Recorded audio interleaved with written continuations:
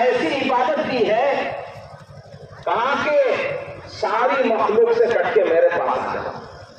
بولو کتنا خصوصی ملاقات اور کتنا خصوصی دربار میں اللہ نے بلایا. دوسری عبادتوں سے کہا کہ تم سب کے ساتھ مل کے کر سکتے ہو. روزہ رکھ کر سب کے ساتھ رہ سکتے ہو, زکات سب کے ساتھ مل کے دے سکتے ہو, اور حج سب کے ساتھ مل کر سکتے ہو. لیکن نماز کے لیے کہا کہ اب سب چھوڑو, سارے رشتے اور ساری دنیا کی مشغولیات اور ساری دنیا کے اسباب اور چیزیں سب چھوڑ دو, اب تم میرے سے آ کر ملاقات کرو. اب نماز میں کھڑا ہوگا بندہ, صرف بندہ اور اس کا مالک ہوگا, اور کوئی درمیان میں نہیں ہوگا. بولو کتنی خصوصی ملاقات کرائی اللہ نے کہ دیکھو میرے پاس آؤ. کیوں؟ اس لیے کہ سب کچھ میرے قبضے قدرت میں ہے. تم میرے پاس آؤ گے تو تمہارے سارے مسائل ختم اور پورے کر دوں گا, سارے مسائل حل کر دوں گا. اللہ کے نبی صلی اللہ علیہ وسلم نے یہی سکھایا. چپل ہوں یہاں بیٹھیں. آپ کو کوئی بھی کام پیش آتا تو پہلے نماز پڑھ کے اللہ کے سامنے رکھیں.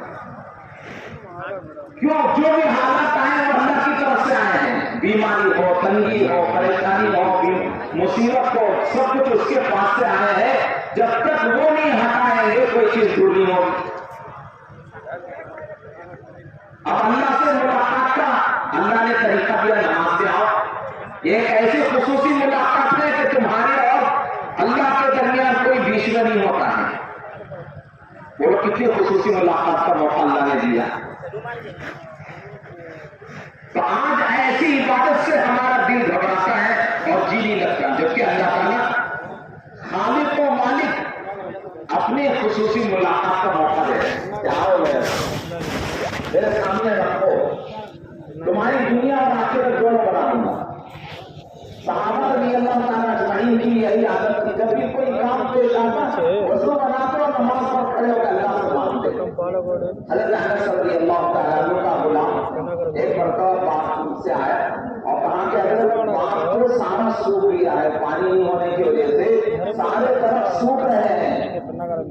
آپ گئے, وضو بنایا اور نماز پڑھی, اللہ سے مانگا کہ اللہ بارش برسا دے, پانی دے دے, باغ سوکھ رہا ہے, درخت سارے سوکھ رہے ہیں.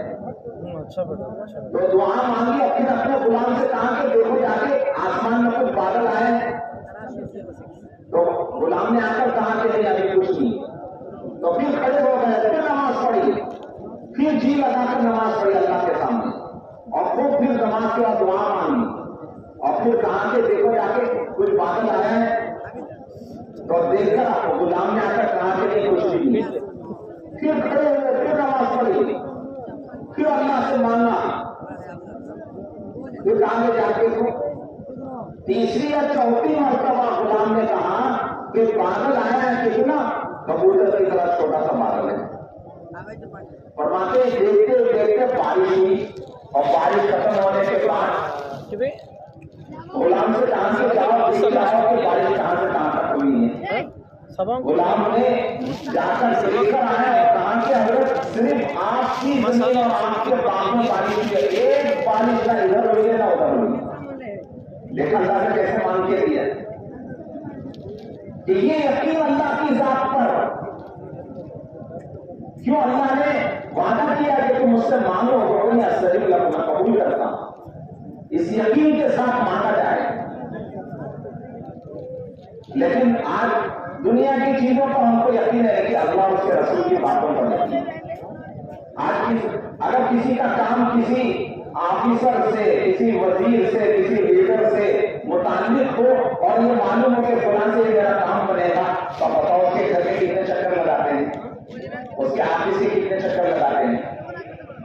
وہ کہتا ہے کل آؤ تو کل آئے گا, 2 دن کے بعد آؤ 2 دن کے بعد آیا ہے. وہ کہے گا صبح آؤ تو صبح آئے گا, پھر کہے گا شام میں آؤ تو شام میں جائے گا. کتنے چکر لگائے. کیوں؟ اس سے یقین ہے کہ یہ میرا کام کرے گا. اس کے پاس وہ قوت اور طاقت ہے, حالانکہ وہ ہماری طرح کا ایک انسان ہے. اس کا دل اس کے قبضے قدرت میں نہیں ہے. وہ آج ایک بات ہے, کل اس بات سے نکل جائے گا, پلٹ جائے گا. ایسے آدمی پر ہم نے اتنا اعتماد کیا اور یقین کیا کہ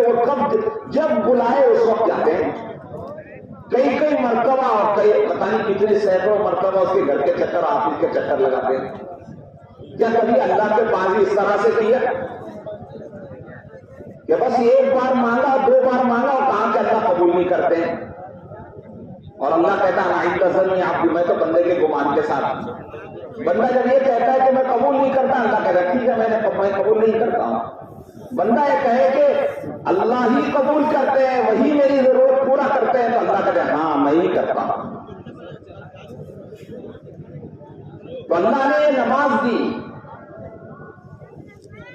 کہ نماز کے ذریعے سے اللہ تعالیٰ دنیا اور آخرت کے سارے مسائل حل فرمائیں گے.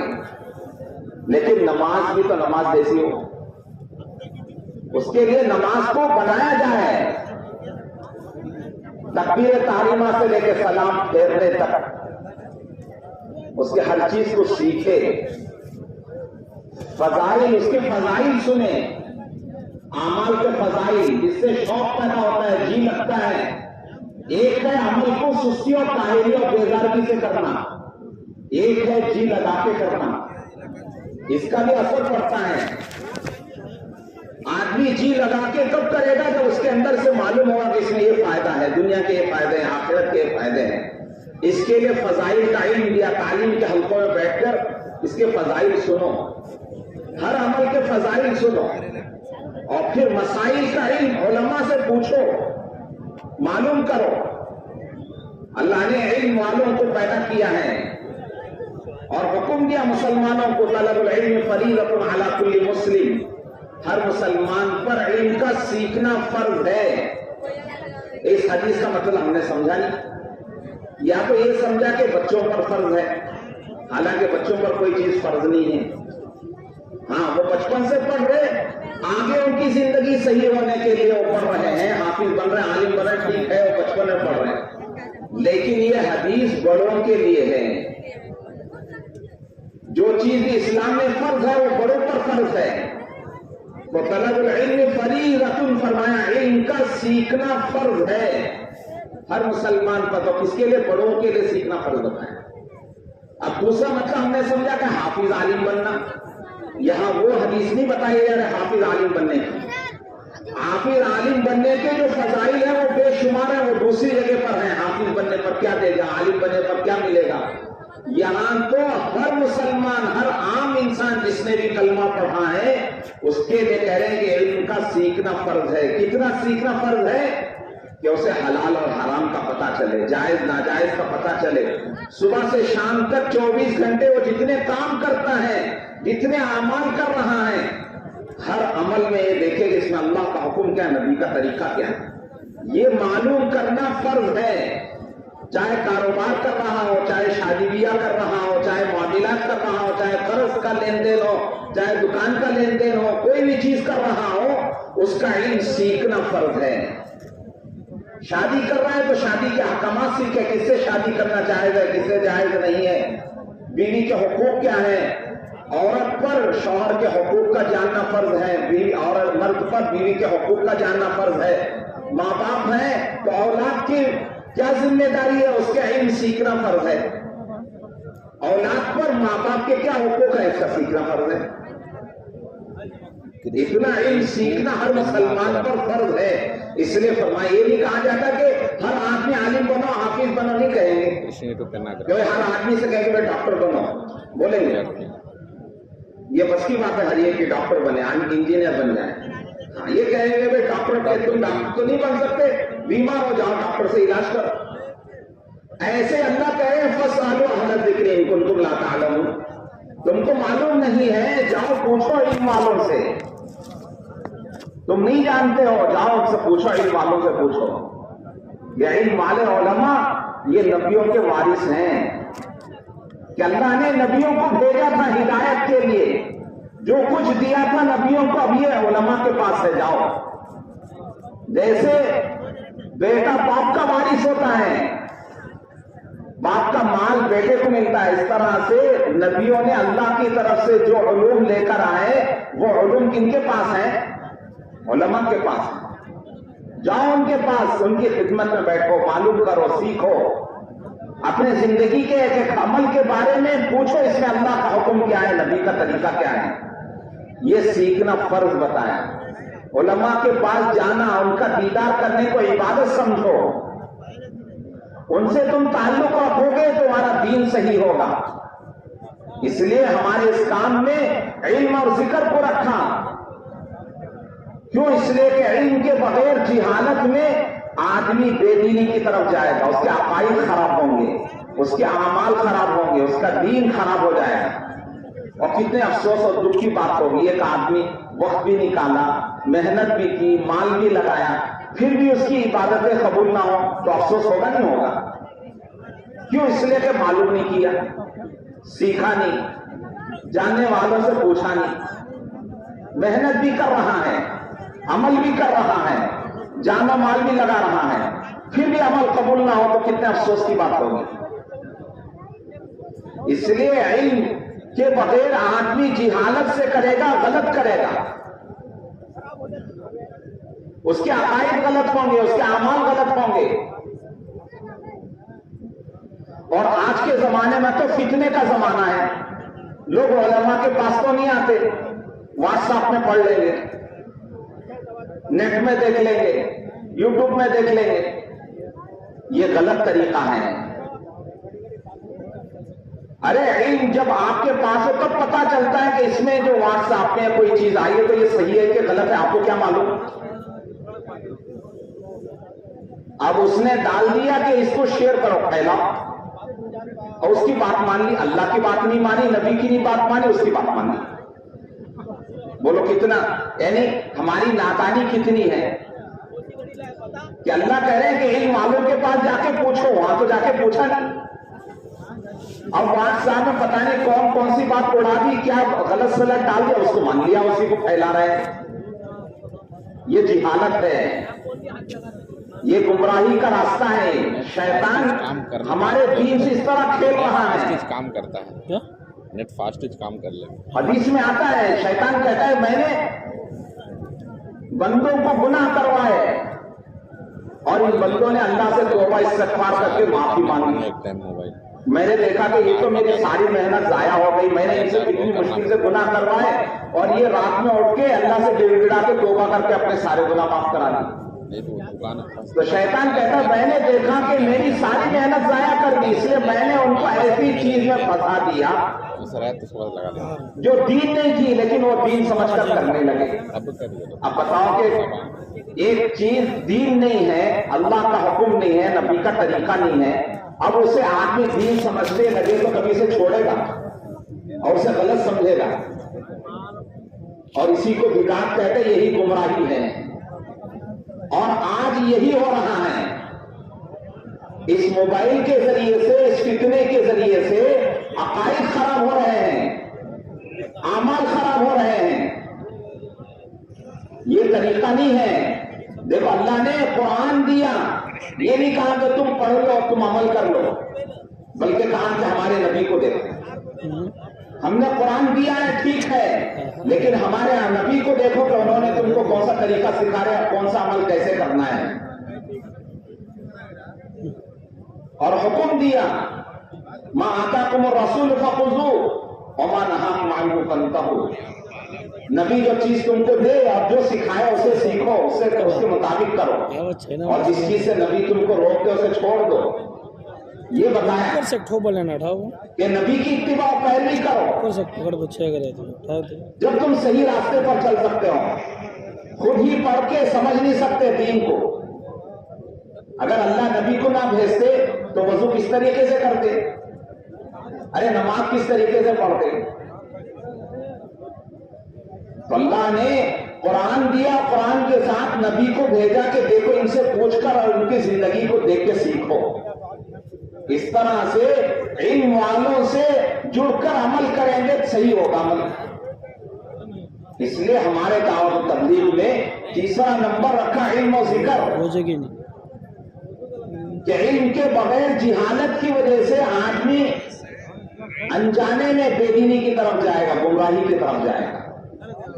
اس لیے علم کا سیکھنا اور علم والوں سے پوچھنا ضروری ہے. اور دوسری چیز کہا کہ ذکر ہے، اور ذکر کے مقابلے میں غفلت ہے.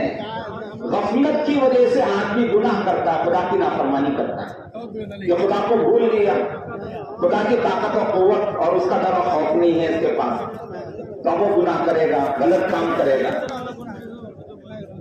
جب اللہ کا ڈر و خوف ہوگا، اللہ کی یاد ہوگی، تو بتاؤ کہ گناہ کرے گا وہ؟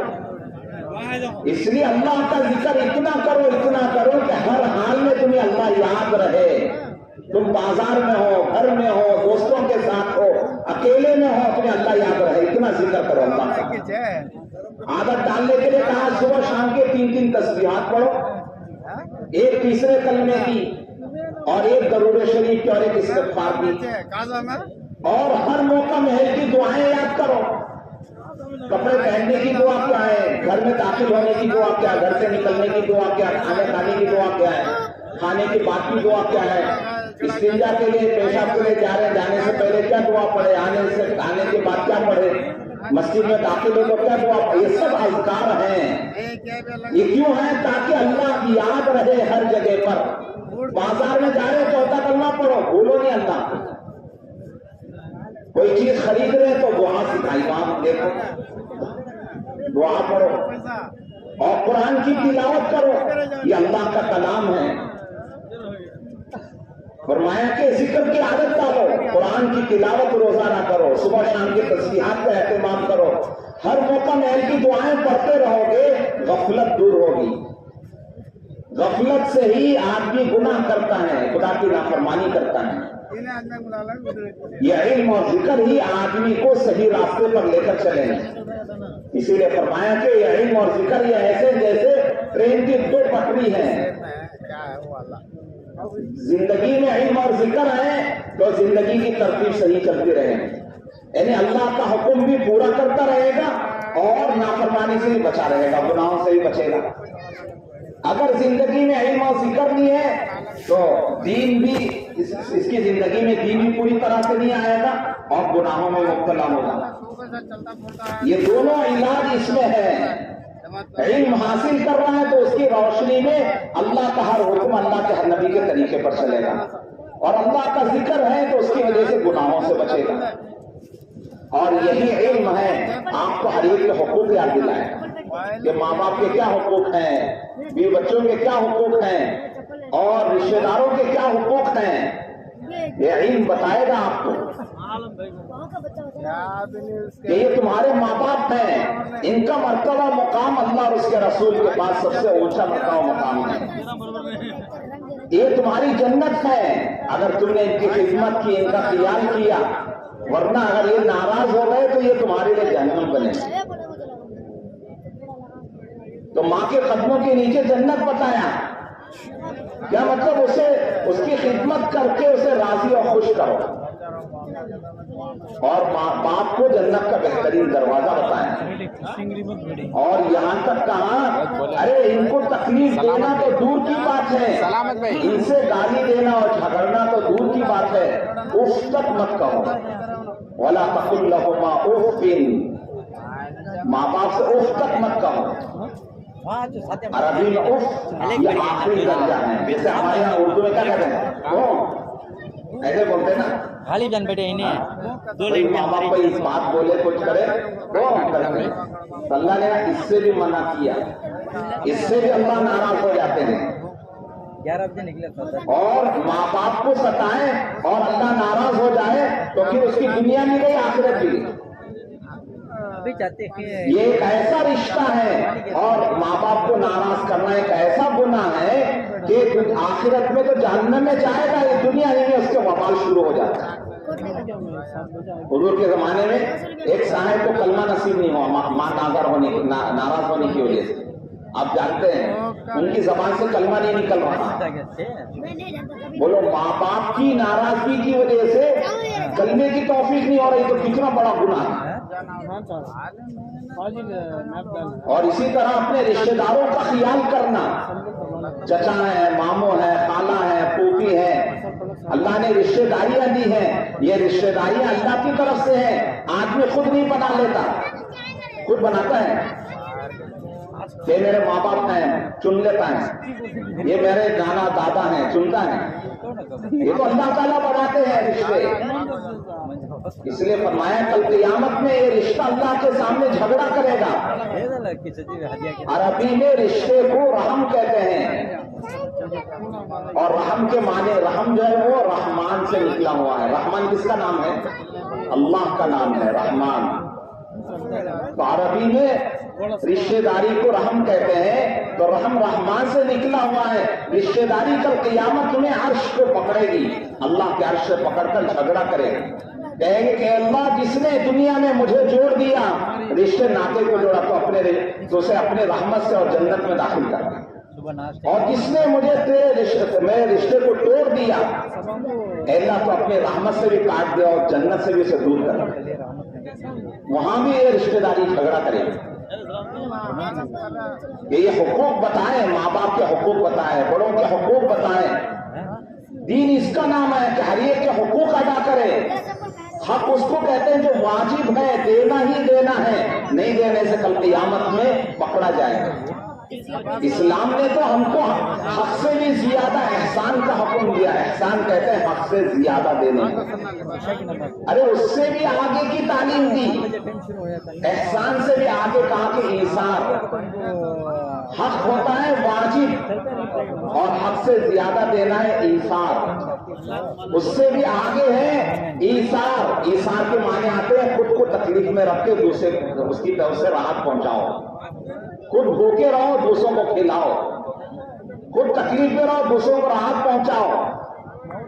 ये अल्लाह के नबी ने सहाबा की तालीम की थी और तरबियत की थी।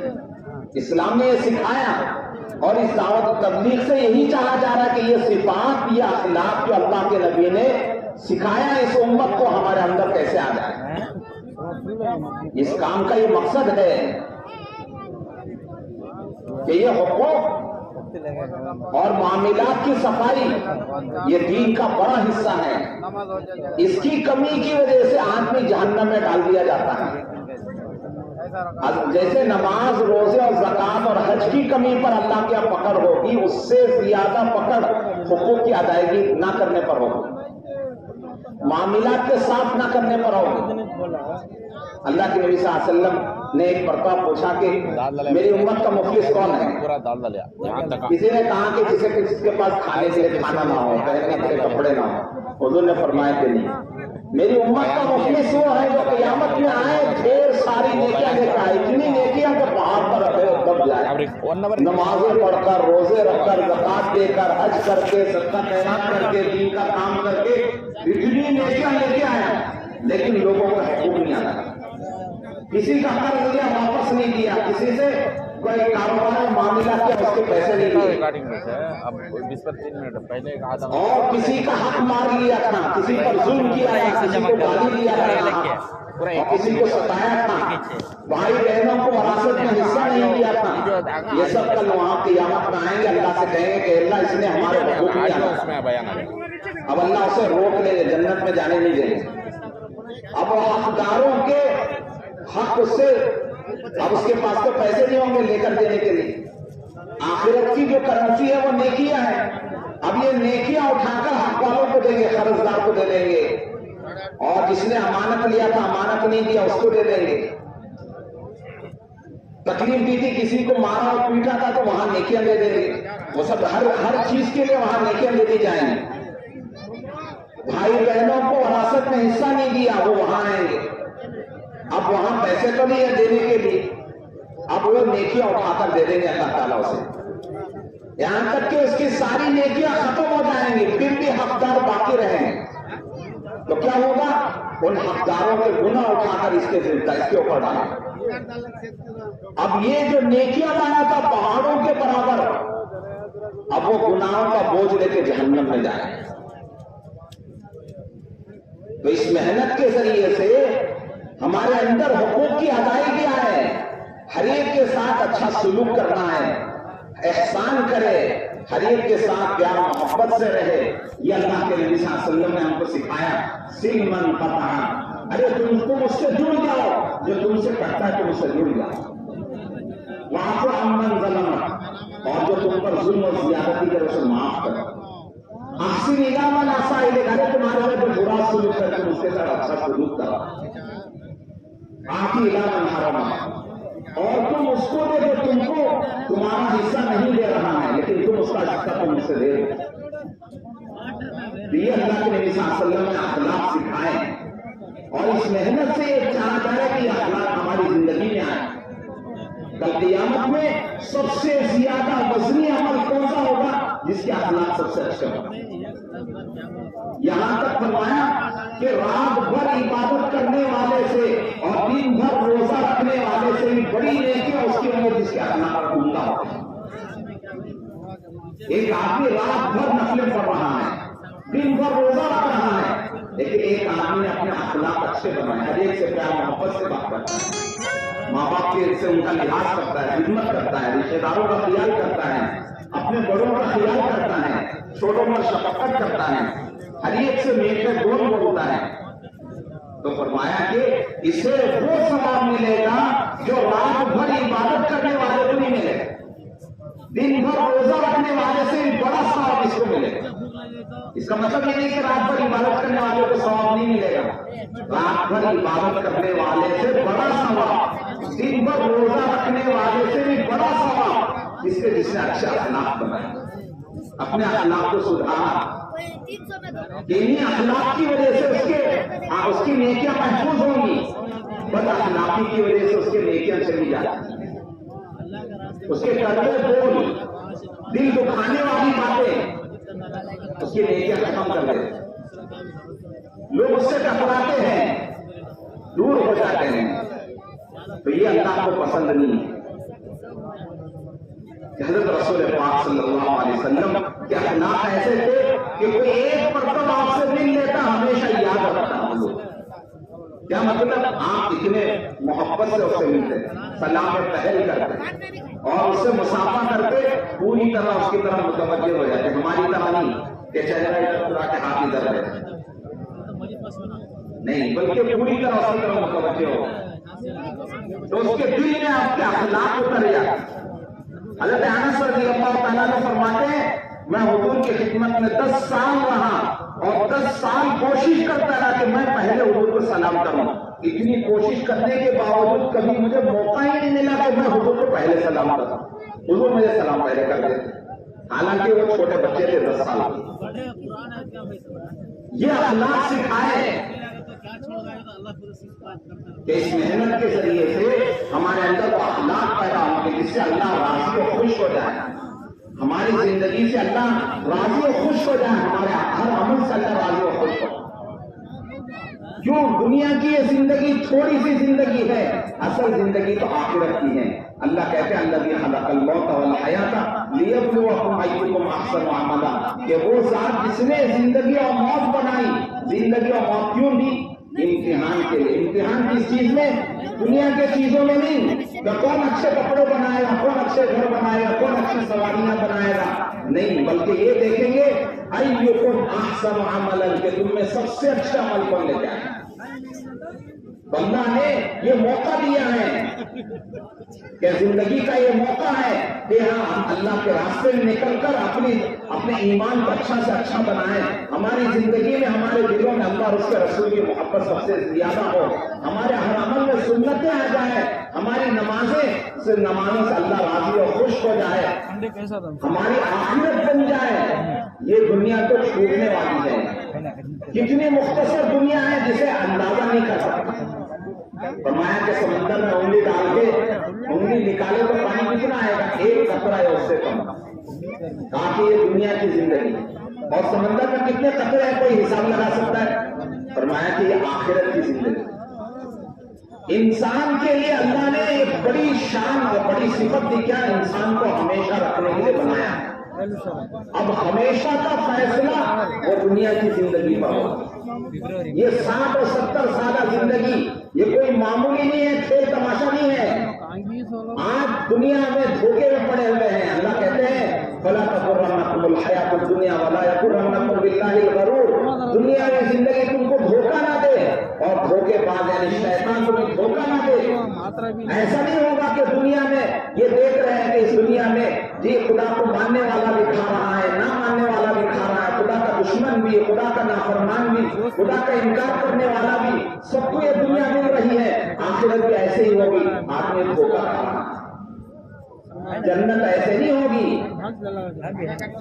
جنت تو صرف اللہ نے مومنین اور متقیوں کے لیے رکھی ہے، اور جنت وہ جگہ ہے جو کبھی ختم نہیں ہونے والی ہے۔ وہاں کی زندگی ہمیشہ کی زندگی، وہاں کی جوانی ہمیشہ کی، وہاں کی صحت ہمیشہ کی، اور وہاں کی نعمتیں ہمیشہ کی۔ اللہ کہے کہ یہ فنا ہونے والی دنیا، یہ چھوٹنے والی دنیا کو ہمارے ہاتھ بیچ دو اور ہمیشہ کی زندگی کریں۔ ان اللہ اشتری من المؤمنین انفسهم واموالهم بان لهم الجنہ، اللہ کہتے ہیں ہم نے مومنین کے جان و مال کو خرید لیا جنت کے بدلے، اب یہ جان و مال ہمارا نہیں ہے۔ کیا مطلب؟ ہم جہاں چاہیں جیسے چاہیں وقت لگائیں، خرچ کریں، جو چاہے کریں نہیں، ہمارا ایک ایک عمل لکھا جائے گا، اس پر اجر و ثواب یا عذاب دونوں ہوں گے۔ ہر پیسے پر، ہر منٹ پر، ہر ہمارے عمل پر ہم نے یہ اللہ کو دے دیا ہے۔ تو اس لیے یہ سیکھنا ہے کہ ہمارا جان و مال زیادہ کہاں لگے اور کم کہاں لگے، اور جان و مال ہمارا کہاں لگے اور کہاں نہ لگے، کہاں لگانا اللہ کو پسند ہے اور کہاں لگانا اللہ کو پسند نہیں ہے، اور کہاں زیادہ لگانا چاہیے اور کہاں کم لگانا چاہیے، ہم نے سیکھا نہیں۔ اس لیے اپنے ساری جوانی اور سارا اوقات ہمارے فنا ہونے والی دنیا کے پیچھے ہم لگا رہے ہیں، اور دیکھ رہے ہیں، روزانہ دیکھ رہے ہیں لاکھوں لوگ کما کر اپنی ساری کمائیاں دنیا میں چھوڑ کے جائیں۔ گھر بنانے والا گھر چھوڑ کے چلا گیا، دکان اور فیکٹری بنانے والا فیکٹری دکان چھوڑ کے چلا گیا، گاڑی لینے والا گاڑی چھوڑ کے چلا گیا، ایک گاڑی اس کے ساتھ نہیں جا رہا۔ بولو کتنے افسوس کی بات ہے، جہاں جا رہا ہے خالی ہاتھ جا رہا ہے۔ اسی لیے اللہ کے نبی صلی اللہ علیہ وسلم نے فرمایا عقل مند ہوشیار چالاک وہ ہے جو اپنے آپ کو پہچانے کہ اللہ نے مجھے دنیا میں کیوں بھیجا ہے اور مجھے یہاں کیا کرنا ہے، اور یہاں سے مرنے کے بعد کیا چیز لے کے جانا ہے۔ آپ نے فرمایا کہ عقل مند اور ہوشیار ہے۔ آج لوگ عقل مند اور ہوشیار کسے سمجھتے ہیں؟ جو پیسے پر پیسہ جمع کرے، مال پر مال جمع کرے، بلڈنگ پر بلڈنگ بنا لے، دکان پر دکان بنا لے۔ اللہ کے لیے کہتے ہیں یہ بیوقوف اور نادان کیوں یہ سب چیزیں چھوڑ کے جا رہا ہے، اور اسے سمجھایا اللہ نے ایک تو دنیا میں آیا ہے تو جس دنیا میں تجھے تھوڑی سی ضرورت پوری کرنا اور مقصد پر اپنا جان مال وقت لگانا۔ ضرورت کیا ہے؟ کھانا پینا، گھر، روٹی اور کپڑا، یہ تیری ضرورت ہے، اور کتنی ضرورت ہے؟ چاہے تو کتنا بھی کما لے اور گوڑا اور خزانے جمع کر لے، کتنا کھائے گا بھائی؟ کتنے من وطن کھائے گا؟ بولو ایک وقت میں 2 روٹی 3 روٹی 4 روٹی کھائے گا، بہت سارے چیزیں 100 جوڑے کپڑے بنا لیے، کتنے پہنے گا ایک وقت میں؟ 1000 جوڑے سلا لیے تو کتنے پہنے گا؟ ایک تو پہنے گا۔ چپل کتنے جوڑیاں خریدی؟ 1000 جوڑیاں خریدی، کتنا پہنے گا؟ ایک وقت میں ایک تو پہنے گا۔ 1000 روم بنائے، کتنے روم میں سوئے گا؟ کتنے بستر پہ سوئے گا؟ وہی 6 فٹ بھی اور 2-3 فٹ کا ہے، چاہے 1000 روم بنا لے، 1000 گاڑیاں خریدنی، کتنے بیٹھے گا ایک کے وقت میں؟ ایک ہی سواری میں۔ اللہ نے سمجھایا کہ دیکھ تیری دنیا کی ضرورت تو اتنی ہے تو کیوں زیادہ وقت کر کے اور اسے چھوڑ کے افسوس اور حسرت کے ساتھ ہمارے پاس۔ اس لیے عقل مندی یہ ہے جس کام کے لیے تجھے بھیجا گیا ہے کہ اللہ کا ہو، اللہ کو پہچان کر اللہ کی عبادت کرنے کے لیے، نبی کو پہچان کر نبی کی اطاعت کرنے کے لیے، اور ساری دنیا کو اللہ اور اس کے رسول کی پہچان کرانے کے لیے، خود جنت میں جانے اور ساری انسانیت کو جنت میں لے جانے کے لیے تجھے بھیجا ہے۔ اس کے لیے اپنا جان و مال سب کچھ لگا کر تو دنیا میں اللہ کا پسندیدہ بندہ بنتا ہے۔